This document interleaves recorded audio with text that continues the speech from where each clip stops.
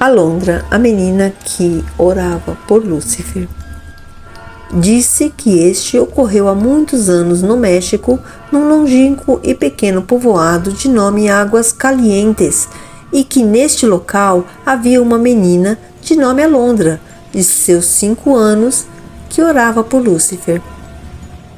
Em suas inocentes, diárias e cheias de fé orações, antes de dormir, sempre incluía Lúcifer nas mesmas. Era uma doce menina que se preocupava com todos, inclusive com ele. Alondra era inocente, isenta de qualquer tipo de malícia. Por este fato, era muito observada, sobretudo por seus pais. Tanto que chamaram o padre do povoado para ver de perto e dar seu parecer. O padre, naquela noite, jantou com a família de Alondra e observou atentamente o comportamento da menina, que aos seus olhos tratava-se apenas de um anjinho. Depois do jantar, a menina despediu-se de todos com boa noite e seguiu para seu quarto. Antes de deitar-se, ajoelhou-se aos pés da cama e rezou sob os olhos de seus pais e do padre, que observavam de fora do quarto, pelo canto da porta. E cuida da minha mãezinha, do meu papai, da minha avó, dos meus irmãos e, por favor, cuide também de Lúcifer, pois ninguém pede por ele, mas eu faço no lugar dele. Amém. E fazia o sinal da cruz, deitando-se após. O padre, ao ver aquilo, ficou horrorizado e desnorteado. Apesar de tudo, apiedou-se da inocente menina. Como repreendê-la por querer o bem de alguém? Pediu aos pais que observassem mais a pequena. O tempo passou e nada mudou, e as orações continuavam por todas as noites. E cuida da minha mãezinha, do meu papai, da minha avó, dos meus irmãos, e por favor, cuide também de Lúcifer, pois ninguém pede por ele, mas eu faço no lugar dele. Amém. Numa determinada tarde, os pais de Alondra saíram e deixaram a menina sozinha em casa. A mesma sofreu um acidente doméstico vindo a óbito.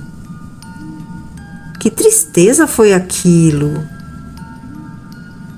A família da menina era muito pobre e não tinha condições de realizar o sepultamento. Não se sabe como. Só se viu que o corpo da menina saiu da funerária no melhor, mais caro e suntuoso ataúde e decorado com as mais lindas rosas já vistas.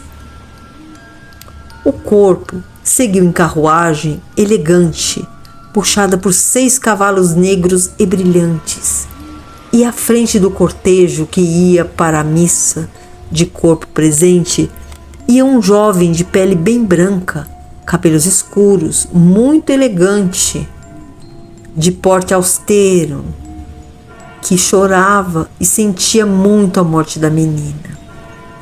O padre deu início à missa. A igreja encontrava-se cheia, todos comovidos com a perda. Os pais inconsoláveis e mais ainda o refinado cavalheiro que na primeira fila chorava baixinho, sem olhar para ninguém. Os pais da criança não se animavam em questionar ou agradecer ao seu distinto benfeitor.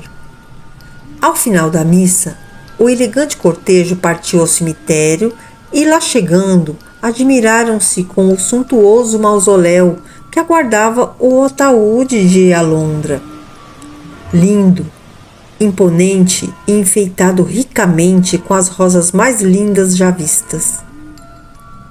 Os pais da menina morta e os demais presentes admiraram-se como alguém desconhecido poderia ter amado e sentido tanto a morte da sua filha.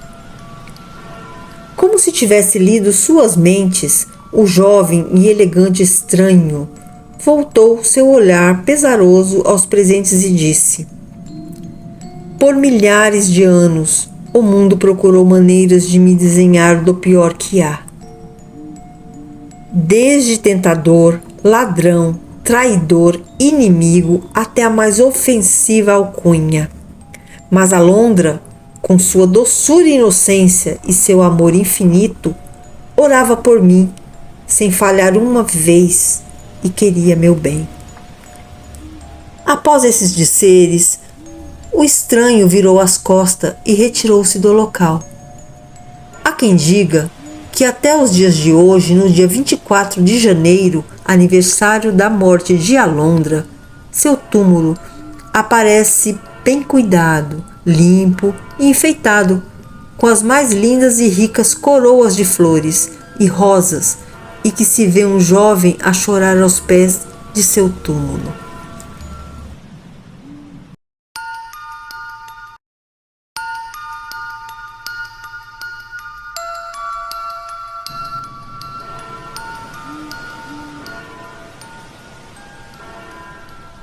Sinhá Balbina já estava careca de pedir a seu marido, seu Chico, para que não saísse e andasse por aquelas bandas nas noites de sexta-feira, principalmente quando a noite estava sem estrelas.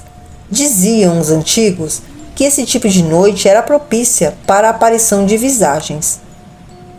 Mas claro que seu Chico não ligava para o que sua esposa falava.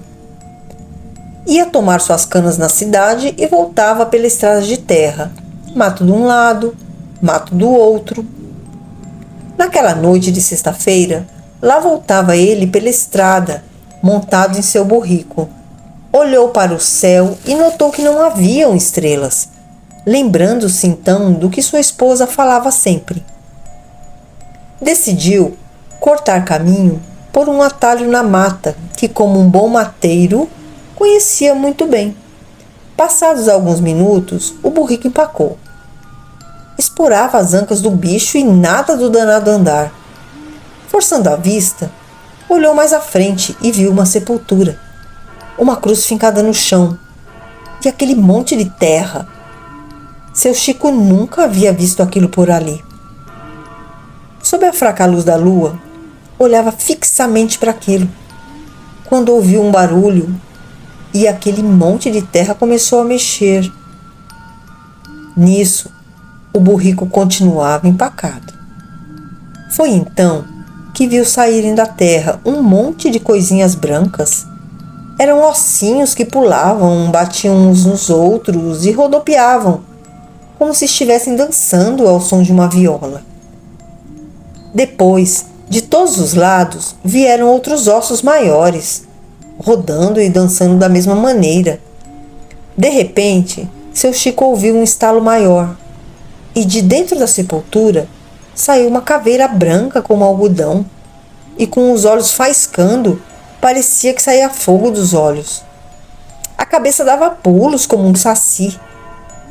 Os ossos começaram a dançar em volta da caveira, que parou de pular e ficou quieta no meio, dando de vez em quando grandes pulos no ar e caindo no mesmo lugar, enquanto os ossos giravam em sua volta, batendo uns nos outros, como se dançassem uma ciranda maldita.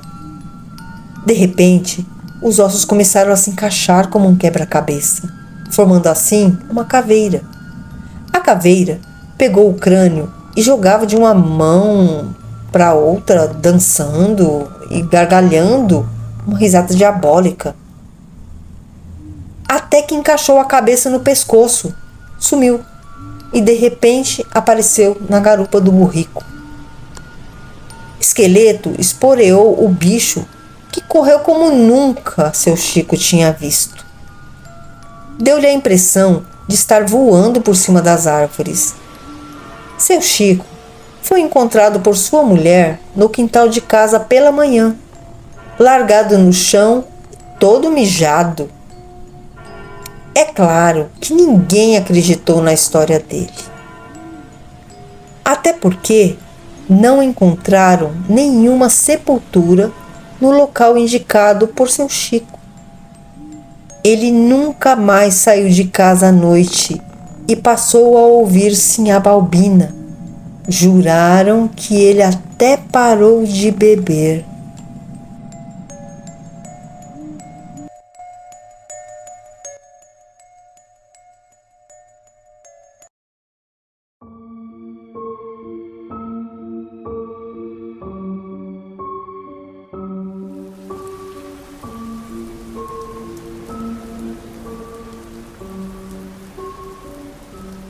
Conta-se que se passou um fato extraordinário entre o padre Félix e o padre Cícero. Um era paróquio da Missão Velha na época e o outro vigário de Juazeiro do Norte. O ano era 1902, ano sem estiagem no sertão. Padre Félix estava enfermo e já perto da morte, quando o compadre dele, Cândido Cunha Camelo, o qual era também compadre do padre Cícero, sabendo do compromisso de ambos os vigários de um assistir o outro na morte, fez um mancebo ao clarear o dia 2 de fevereiro do ano de 1902, selar 2 cavalos para ir buscar o padre Cícero no Juazeiro. Porém, quando chegou à margem do rio Missão Velha, viu que a pinguela, ponte de madeira, estava precisando de ser consertada, assim como o coxo que transportava os animais também. Depois de muito esforço, conseguiu atravessar o rio e na outra margem estava o padre Cícero. Isso quase 5h30 da manhã. Cândido contou sobre sua viagem para trazê-lo para ver o padre Félix. Padre Cícero, porém, disse que o padre Félix acabava de morrer, mas que ele tinha assistido a tudo em espírito em Missão Velha. Mesmo assim, eles foram à cidade. Ao chegarem, viram logo a multidão em frente da sacristia da igreja, pela perda do, entre aspas, pai da pobreza, fecha aspas. O padre Cícero se aproximou do leito onde jazia o corpo sem vida do padre Félix e clamou em prantos: Félix, Félix, Félix. E o padre Félix, abrindo os olhos, rolaram 2 lágrimas e em seguida voltou a fechá-lo para a eternidade. Depois disso, não houve mais incidente no funeral do grande vigário da Missão Velha, padre Félix Arnaldo Formiga.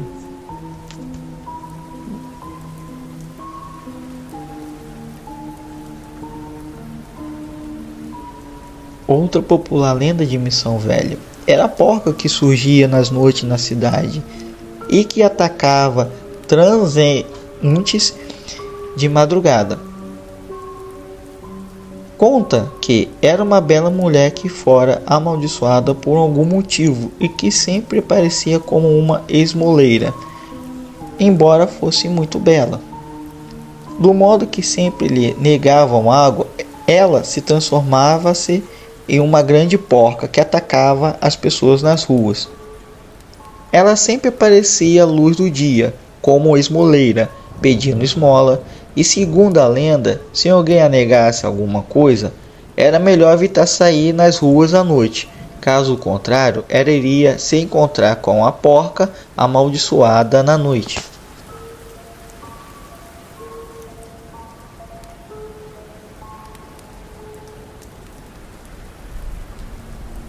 Essa é a principal lenda da cidade de Missão Velha. Trata-se de um espírito de um frade que se exibia sempre de forma diferente, para assustar as pessoas que passavam nas ruas na noite morta. Seu lugar de ataques era dentro do ginásio paroquial de Missão Velha, que outrora foi um colégio religioso e abrigara padres e frades. Conta-se que, quando a época dos estudos dos missionários no famoso ginásio paroquial findou, um dos frades ou padres que estavam lá foi morto e conta-se que seu espírito surgia altas horas da noite no ginásio paroquial. Segundo a crendice dos missão-velhenses, ele surgia sempre no lugar onde foi morto, sob um pé de goiaba dentro do colégio. Detalhe, este colégio ainda funciona hoje e ninguém que mora lá nas imediações dele afirma ter visto o tal goiabão. Mas muitos ainda creem que ele existe e afirmam que o motivo dele não mais ter aparecido foi o corte do pé de goiaba na qual ele morreu.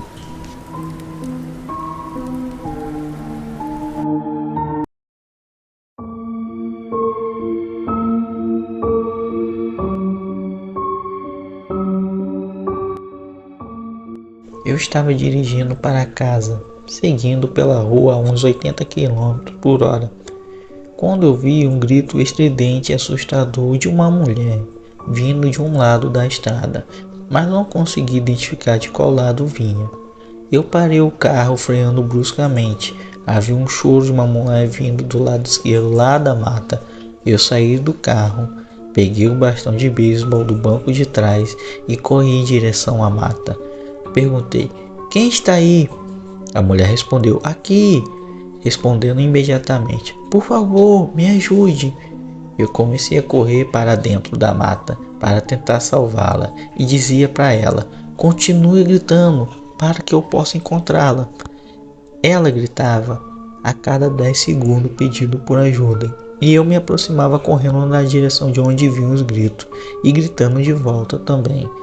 Logo comecei a perceber que não importava o quanto eu avançasse na floresta, os gritos da mulher não pareciam ficar mais próximos ou mais altos. Para falar a verdade, eles pareciam estar na mesma distância, por mais que eu corresse na direção dos gritos. Eu gritei 1 hora: "Me diga onde você está." Cercamos de uns 10 minutos. Depois a mulher gritou por ajuda novamente. Então parei no meio do caminho, não gostando mais daquela situação. Era como se eu estivesse entrando em alguma espécie de armadilha. E aí comecei a correr de volta em direção de onde eu tinha vindo. Corri, até que vi os faróis piscando no meu carro, lá na estrada. Além do caminho todo de volta, eu ainda ouvia os gritos da mulher, mas ela estava sempre na mesma distância. Também não importava o quanto me aproximasse do meu carro, era como se ela estivesse me seguindo de novo. Peguei meu carro simplesmente e saí de lá completamente assustado. Liguei para a polícia para tentar relatar o que estava acontecendo, se por acaso eles quisessem investigar, mas eu não ia ficar lá nem por nada. Depois acabei seguindo em frente com a minha vida, mas 1 semana depois eu vi a notícia, algo que me deixou bastante enjoado. O corpo de uma mulher de 30 anos foi encontrado na floresta por um homem que estava fazendo caminhada com o seu cachorro. A localização que o corpo foi encontrado era mais ou menos na mesma área que eu entrei. Embora aquela área seja bastante grande, eu não consegui deixar de perceber a coincidência. Será que foi Deus que me avisou para que eu saísse dali? Será que quem matou a mulher não estava por ali, ainda só me observando para me matar?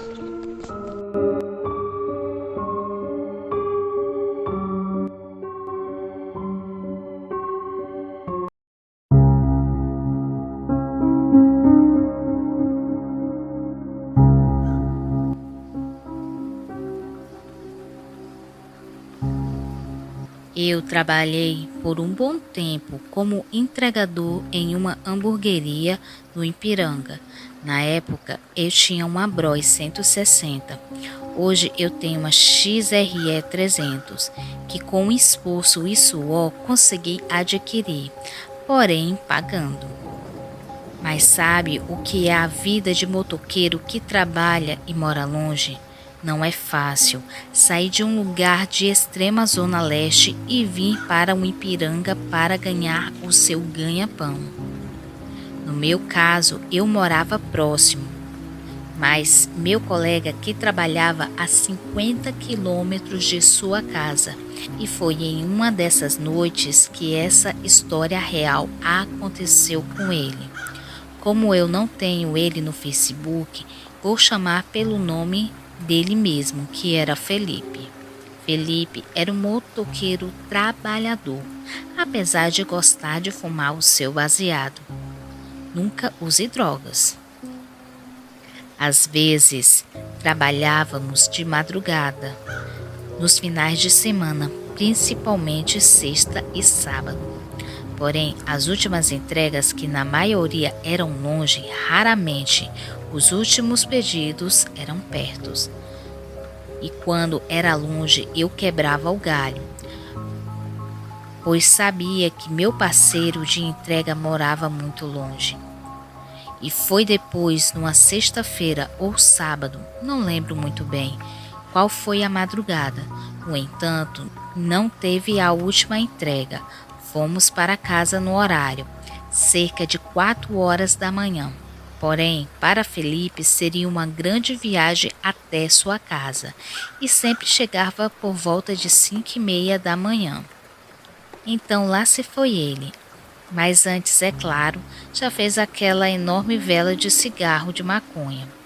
Juro para vocês que parecia um charuto cubano, porém era branco. Não sei como ele conseguia trabalhar. Pegou o caminho de volta pela Avenida dos Estados, que na verdade passa por 3 cidades do ABC, São Caetano, Santander e Mauá. Felipe disse que em uma parte da estrada estava um verdadeiro breu. Não se enxergava nada, a não ser o farol da moto.